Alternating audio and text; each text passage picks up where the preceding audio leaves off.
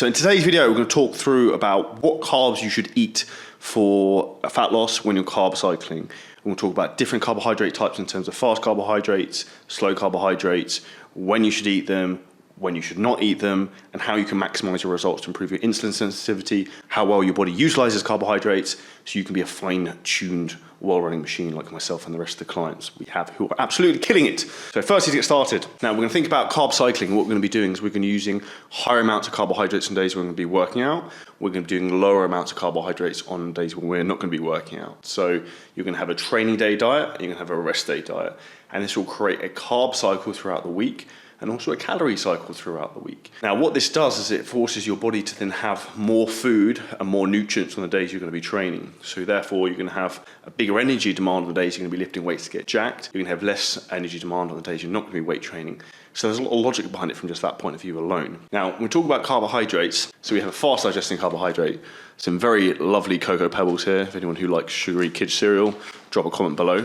And then we've also got slow digesting carbohydrates. So we've got oats here, so these are rolled oats that are gluten-free, so please make sure you have gluten-free oats, kids. That's a big suggestion there. Firstly, do you think you can have cocoa pebbles within your diet and lose fat, get abs for the first time, and get shredded? Because yes, you can. I'm about to explain to you how. So, what we're going to want to do before we're training is we're going to be having a carbohydrate which is going to be slower digesting. And the reason for this is the fact that we want to try and keep a blood sugar level stable during the workout. So we're going to go over to the whiteboard of justice and truth. If we do P, so this is going to be the pre-workout meal. What we don't want to happen when you're going to be eating carbohydrates pre-workout is this. So this is your blood sugar going along. We eat a pre-workout meal, blood sugar shoots through the roof, and then we start to work out and it fucking tanks. This is not what we want. So this is scenario A, we do not want to see. Now, scenario B, which is optimal, is we're going to have a pre-workout meal, blood sugar spikes. We're then going to use intra-workout carbohydrates. We're going to maintain this blood sugar level, and the workout's going to end, and the blood sugar will then start to drop again. This is the ideal scenario in terms of what we're looking for in terms of blood sugar levels. So this is when we would have the slow digesting carbohydrate. We would have oats, for example, or things like cream of rice, because it allows the carbohydrates to not just release in one hit and boom, straight into your bloodstream. What we have to do is we also, with these slow digesting carbohydrates, often what I'll do with clients is we'll actually add in like a fat source. So for example, if you're using something like ground rice, cream of rice, even if you had like chicken and rice as a pre-workout meal, I'm saying rice a lot, I would add some fats to that meal sometimes to slow the digestion of that. Now, what do I mean by slowing the digestion of that? When we slow the digestion of the carbohydrates, as I'll show on the whiteboard of truth and justice right now, what will happen is we get this more slower maintained peak here. So we get this slower duration, because what happens when you add fats to a meal, it slows the digestion. So it's going to slow the release of the carbohydrates. So for example, if I was going to add more fats to oats, I would add something like dark chocolate. 5 to 10 grams of dark chocolate. It's very high in polyphenols, tastes freaking awesome, and it's very, very good for you and has healthy fats. Now, oats in themselves anyway have a higher fat content than something like cream of rice, for example. So like 100 grams of oats, I think it's about 7 grams, 8 grams of fat, because they're quite high in fiber, so it's going to be slower digesting. So this would be the opportunity where we'd be looking to really have the slower digesting carbohydrates would be around the pre-workout meal. Now, what we're going to look at in terms of the faster digesting carbohydrates, Charlie, when are we going to have these? When will be optimal? So I would generally recommend for post-workout, what we want to be looking to do is we want to be looking to have the faster carbohydrates then. So the reason for this is after working out, we are going to have a higher amount of blood within the muscles, which is going to be very, very conducive to us at then pushing more nutrients into them. So what I would suggest we want to do then is we want to have a fast digesting carbohydrates, aka something like cocoa pebbles, a low-fat kids cereal, because what that's going to allow us to do is eat a large amount of carbohydrates very, very quickly and digest them very, very quickly, because something like a low-fat kids cereal, so by low-fat I mean you want to choose a cereal which is less than 4%, so 4% fat, so 100 grams of cereal, you want 4 grams of fat as a maximum would be ideal. Now, that's because obviously if you have a higher fat content, like I discussed a minute ago, it's going to slow digestion. We want quick digestion in carbs because we want to spike our blood sugar levels. So as we kind of come to this point here, so we're going to go after post-workout, you're going to come down here. What we want to do is then when we add in the pre-workout meal, we eat here, the post-workout meal, we're going to eat here, post-workout meal comes in. We're then going to bring these blood sugar levels back up to then drive anabolism and drive nutrients back into the muscles, replenish glycogen for the next training session the following day. So that's why it's important to have fast digesting carbohydrates post-workout, because your body's going to be very much like a sponge to absorb them.